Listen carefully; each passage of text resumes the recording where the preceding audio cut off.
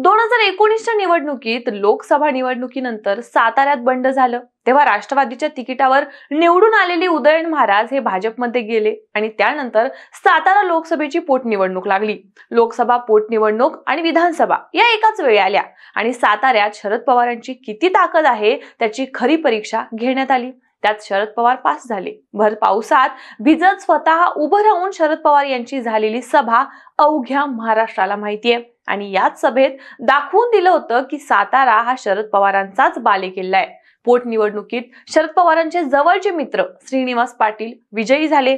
या सर्व घडामोडींनंतर अवघ्या महाराष्ट्रात चर्चा झाली ती भर पावसातील त्या सभेची, पण खरं कारण काहीतरी वेगळंच होतं। या सभेसाठी मुख्य पुढाकार घेतला होता तो शरद पवारांच्या शिलेदाराने, म्हणजेच कोणी तर शशिकांत शिंदे यांनी। पाऊस होता, शरद पवार सभेसाठी येतील की नाही यात शंका होती, पण शशिकांत शिंदेंनी पवारांना फोन केला आणि सांगितलं, साहेब तुम्ही येणं गरजेचं आहे, तुमचं 5 मिनिटांचं का होईना भाषण साताऱ्यात होणं गरजेचं आहे, लोक तुमची वाट बघतायत। मग पवार आले, सभा झाली। सभेनंतर त्यांना कोणीतरी सांगितलं की आज शशिकांत शिंदेंचा वाढदिवस आहे। साहेब परत जाण्याच्या भूमिकेत होते, त्यांना वेळ खूप कमी होता, तरीही त्यांनी वेळात वेळ काढून शिंदेंचा वाढदिवस साजरा केला। एवढंच नाही तर जेव्हा उदयनराजे भोसलेंना हरवून श्रीनिवास पाटील लोकसभा जिंकले होते पण शशिकांत शिंदे विधानसभेत हरले होते, म्हणूनच श्रीनिवास पाटलांचा विजय साजरा करण्यासाठी साताऱ्याला जात असणारे पवार मागे फिरले।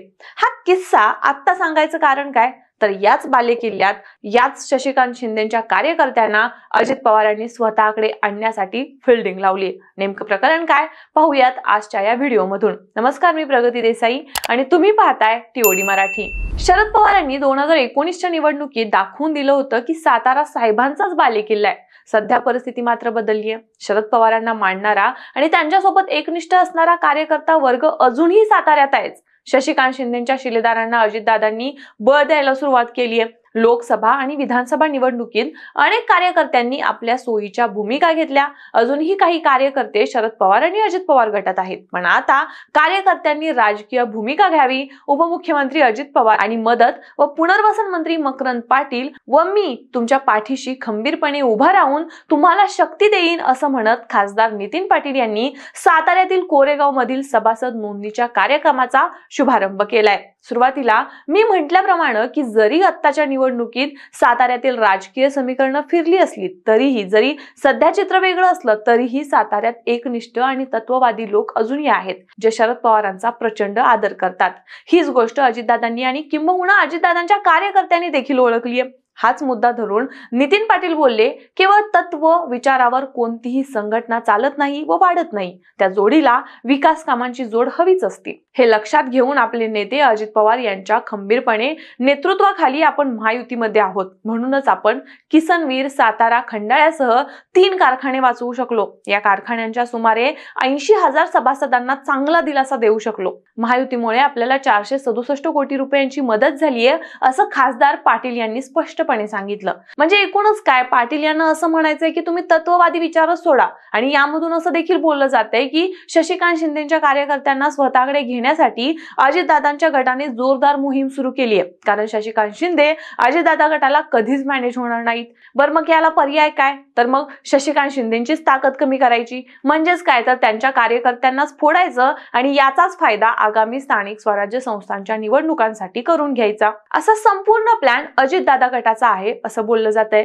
कराड लोकसभा मतदारसंघ असताना कराड आणि सातारा या दोन्ही मतदारसंघातील खासदार, जिल्ह्यातील सर्वाधिक आमदार हे राष्ट्रवादी पक्षाचेच असायचे। शरद पवार यांच्या नेतृत्वाने या जिल्ह्यानं राजकीय क्षेत्रात नवा आदर्श निर्माण केलाय।